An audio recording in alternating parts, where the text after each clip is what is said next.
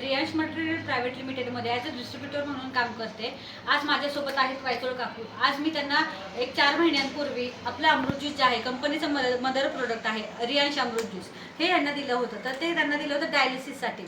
तर त्यांना काय फरक पडला, किती पडला, हे आपण काकूंच्या तोंडून एकदा ऐकूयात. नमस्कार काकू. आज तुम्हाला काकू आजार काय होता? काही पोटात दुखायचं, आणखीन काय व्हायचं? तेवढंच. डायलिसिस तुमचा कधीपासून चालू होता? अमृत ज्यूस घ्यायच्या आधी साधारण किती दिवस, किती महिने चालू होता?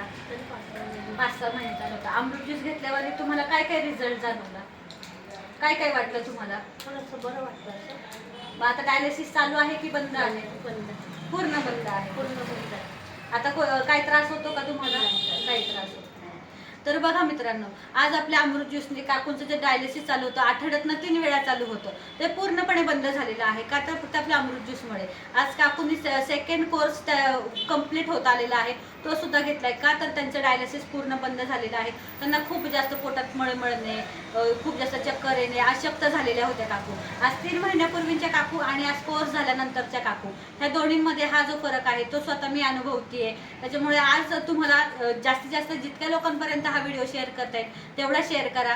Thank you so much. आणि कुणाला जर वाटलं की तुम्हाला हा सांगावा तर तुम्ही त्यांना सांगा. माझा नंबर द्या, मी डिस्क्रिप्शनमध्ये माझा नंबर देईन, तो नंबर तुम्ही शेअर करा.